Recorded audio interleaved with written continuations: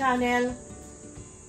Today, I am going to teach you how to make the Italian pizza but with a Pinoy flavor. Okay? So, we have here today, we will be needing these tools. Okay? The balls. This bowl is for my yeast. This bowl is for my flour. And the size of your balls, it depends upon the quantity of the pizza you are going to prepare. So, now we have here also the utensils, the wooden spoon, or you have the spatula, it can be. And then, I have here also my measuring spoons and my measuring cups, the 1 cup, the 2/3 cup, the 1/2 cup, and the 1/4 cup. Okay? To be precise, I will be needing this. So, for cooking, we have here, for baking, we have here my tray. I use this because we are going to make the pizza taglio today, pizza taglio na pangnegosyo. That's why I am going to make this kind, the shape of pizza I am going to make is the rectangle one. Okay? Because pizza taglio, meaning the pizza is going to be cut. Okay? Taglio, meaning the root word of taglio is tagliare. Tagliare means to cut. So, after making this, I will be explaining to you how you will earn money from this. Okay? So, by earning money, I am going to be using, be needing this one. I will show you this one. This one is the wrapper or the brown envelopes to be used for packaging. Okay, so it's here, the tools are here, and now the next one is the ingredients. Okay,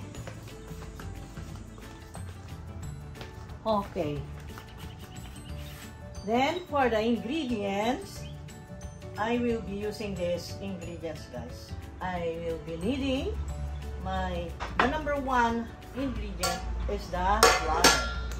This one, the flour,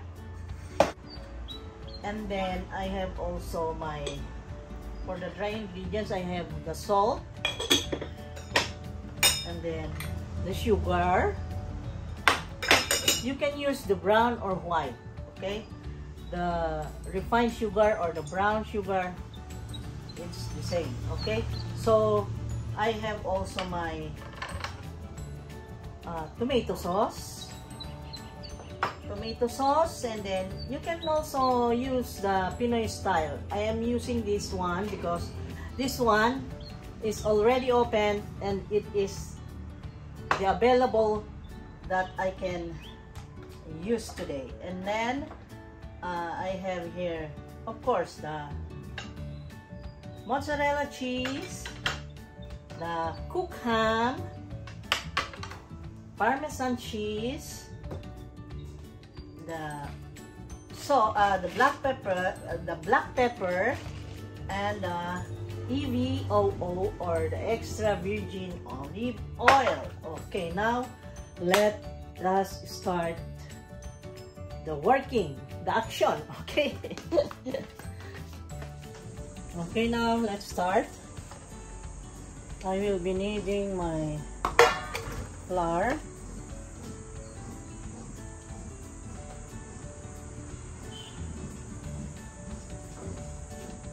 one,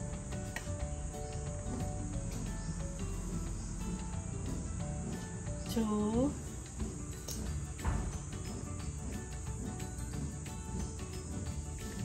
3 cups of this flour.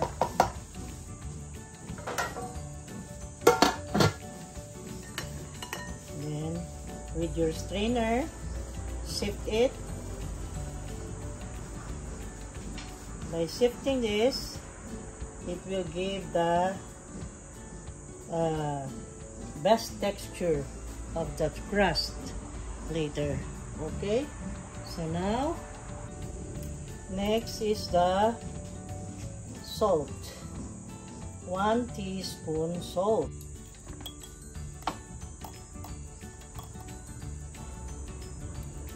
Okay, a little only, 1 teaspoon. And then you just make it, you just mix it, stir it.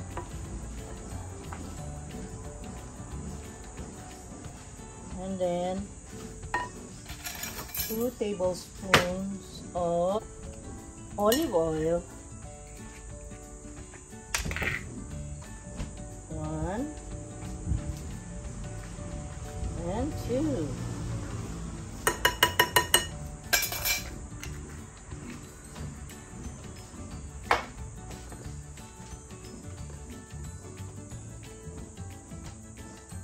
Ayan. Haluin mabuti. Ayan guys. And now, I will be going to prepare the liquid. For that liquid, I will be needing the warm water, 1, then 1/4 cup of water. Okay. And then the yeast. The yeast I will be needing 1,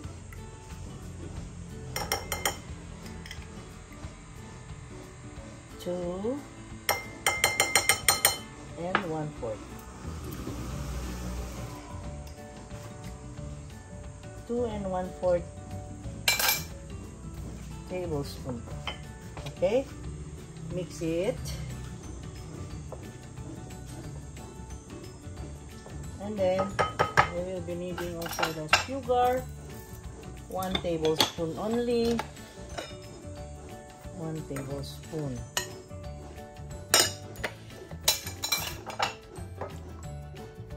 Okay.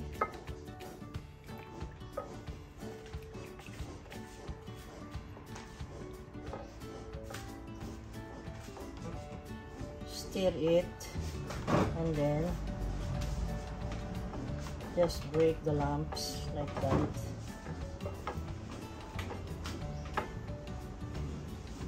And then wait till the reaction of the yeast will be of use, like this. Pag nag-bubble, it meaning it is already ready. It is bubbling now. You see that? So I will now mix here. Then stir. Stir. And mix well.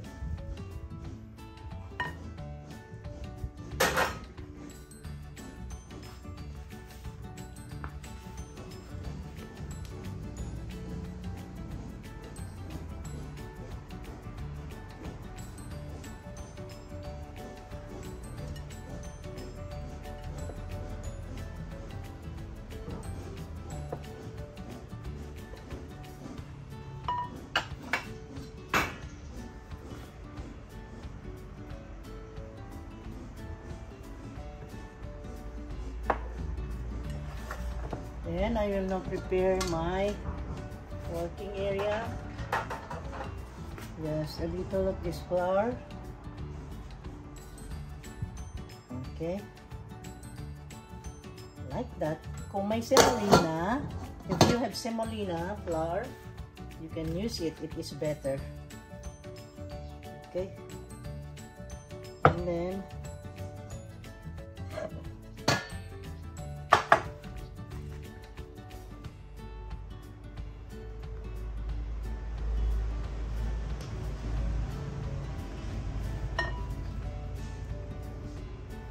you need it with your the part of your palm, this one. This part of your palm to be just kneading like that.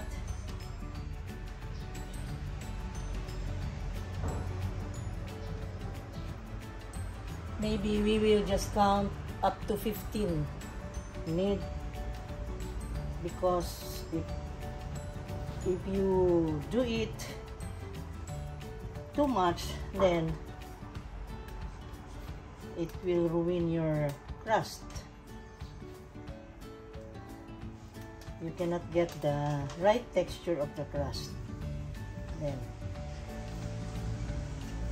Okay.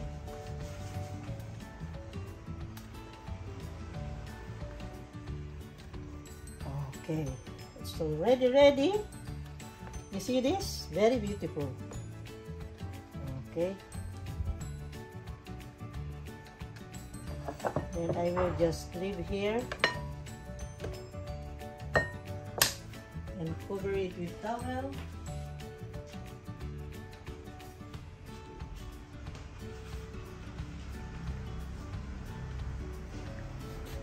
Here, I will just leave for 30 to 45 minutes.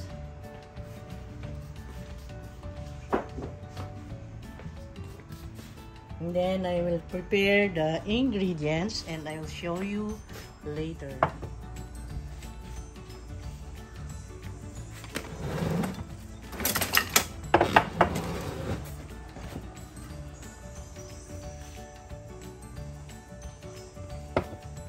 It's already doubled in size, so it's ready.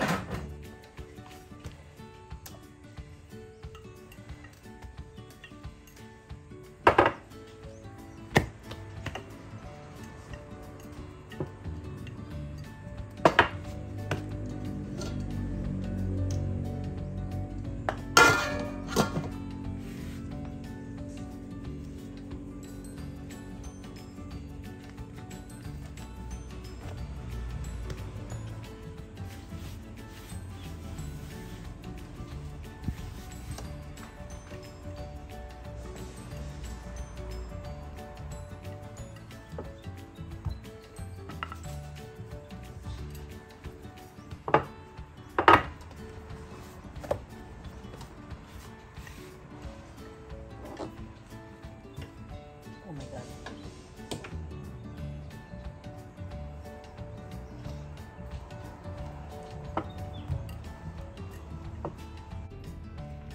Here, I place some a little amount of olive oil.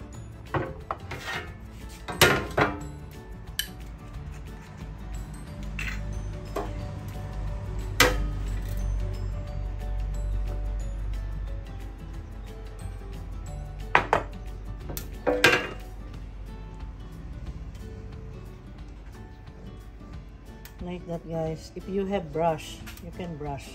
Wala akong brush. Okay? You can use the brush. But I don't have that brush, so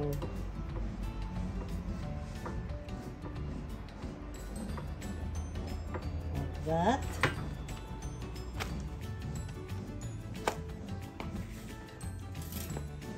We will just place in the tray.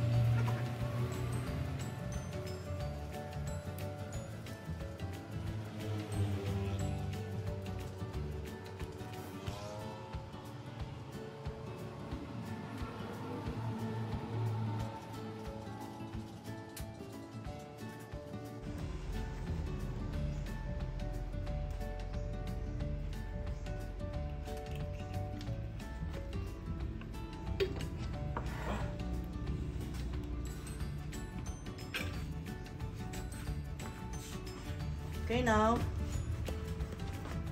lagay na natin sa oven, guys. Okay.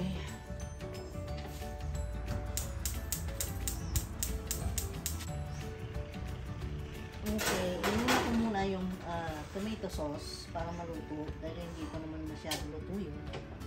Kaya, hintayin natin na ma-half cook then ilagay yung toppings.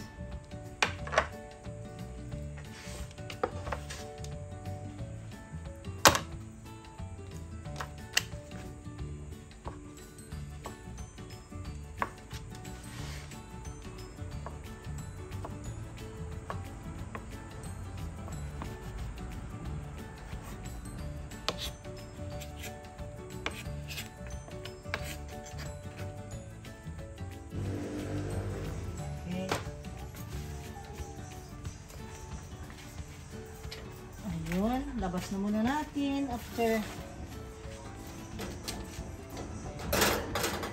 labas muna natin at handang toppings. Ayan. Oh, remember this is very hot.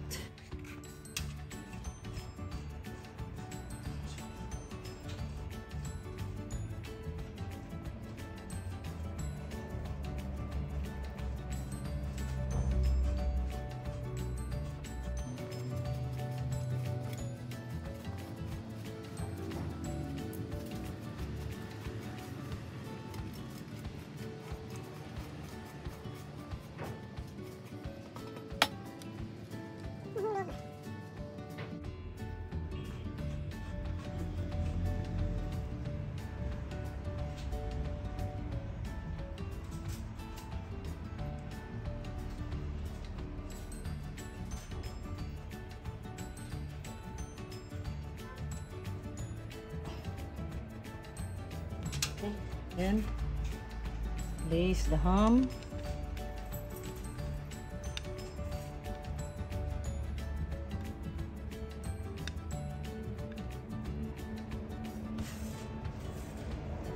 Tapos mamaya guys, later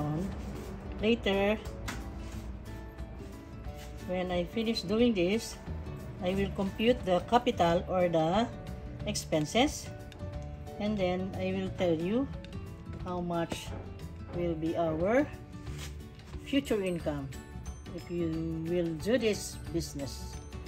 Okay, you know why I speak in English? Because there are a lot of requests. You know, pizza is international food, you know that. Huwag na kayo magtampo mga kabayan, English na tayo. Okay, because they're not used to hear me speaking in English. Okay, so this one also, the pineapple tidbits, just do that, just spread the pineapple tidbits. This is 1 can. Ayan.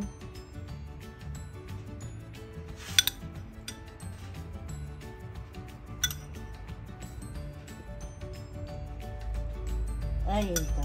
Dito ang husband ko. Yay! Tinutulungan ako because you know, I am working alone. And now he is here assisting, doing the videography. Konti.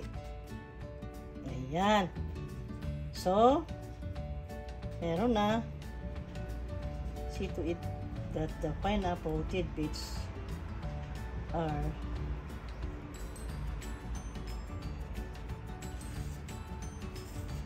properly spread.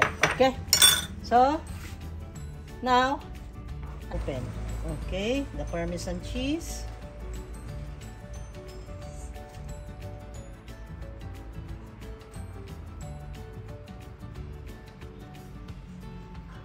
Okay, wow. And final is the black pepper. Kalita lang. Dito. Okay. Okay, lagyan na natin inside the oven. At ang asawa kong naglagay in the tray. Okay. Ayan. Hintayin na lang natin mga 12 minutes. Okay? Just 12 minutes with that heat of 220 degrees centigrade. Okay? Ayan. Silipin natin. Ayan. Masisilip naman natin. Malapit na, guys. Okay. After 30 minutes, eto na siya. Wow! Beautiful! So much beautiful. So now, ganda. Assemble na yan, guys, para mabenta na natin ang ating pizza. With the slicer. Walang slicer. Hindi nakahanda, guys. Parang wala yatang slicer. Okay, anyway, we will be slicing with the scissors or knife. Brown envelope na yung maliliit like this. Maybe we will be slicing this for ganyan.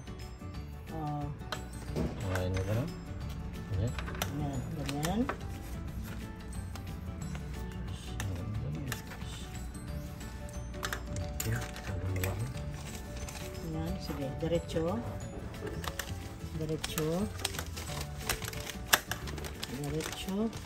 Init kayo. Init.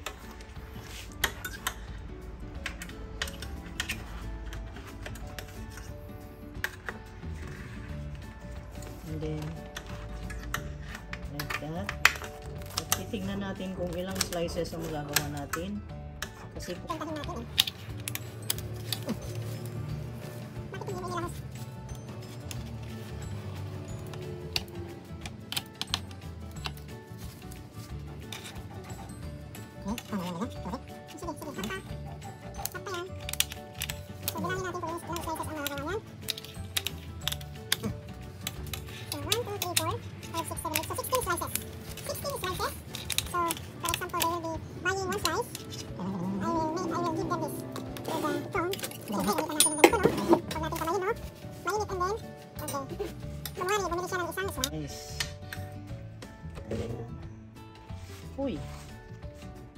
we will be placing it inside the brown envelope like that. Ayun. So, ito na yung sayo. Ayan. So, this one will be given to the customer. Then, kwentahin natin kung ilang slices ang magagawa. Kung magkano ang kalalabasan ng ating one slice of pizza. Kasi naging 16 slices. Okay, later I will be giving you the computation, guys. Okay, pero ako kakain muna. Pakita mo.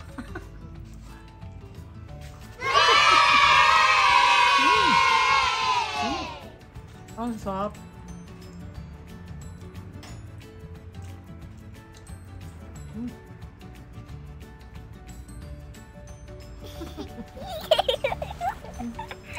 Okay, guys, thank you so much.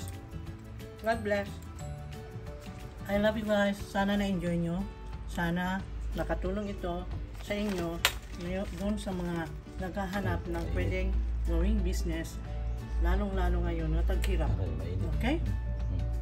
Bye-bye. And then, isa pa, pwede nyo pang palitan yan para sa ganun ay affordable, para lang makatikim ang kapwa natin sa pizza. Okay? Bye! Sarap? Anong masabi mo? Masarap. Sarap, no? Sarap. Ma-enjoy nila yung pizza. Enjoy ba? Okay?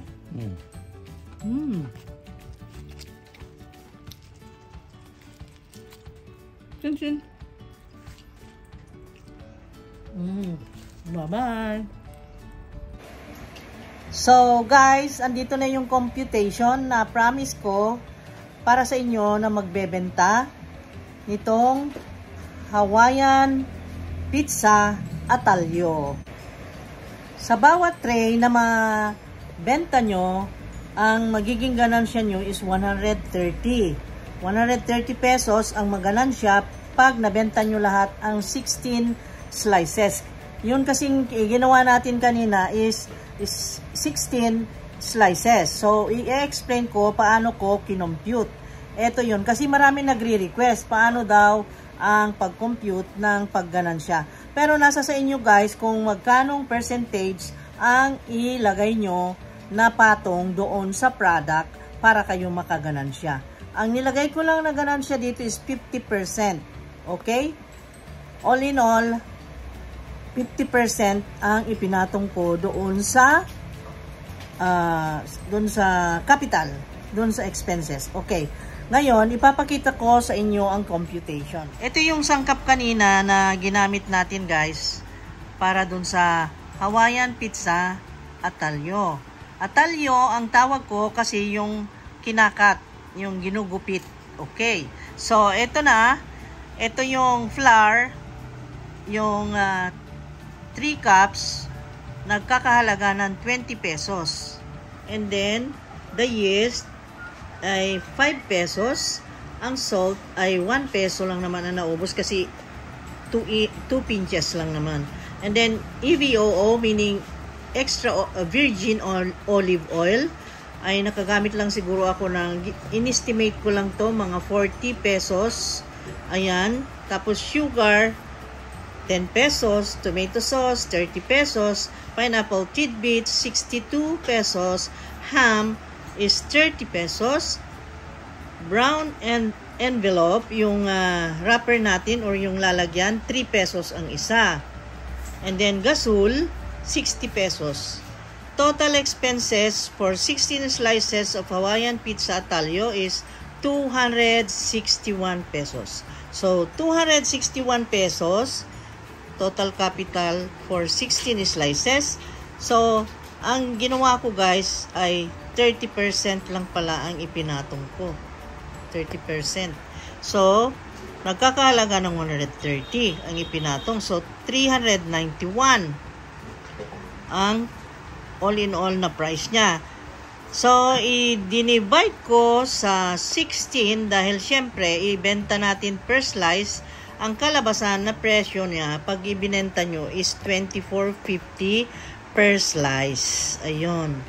Sa 24.50 per slice, ang magiging tubo nyo dyan sa 16 in every slice. So, eto guys.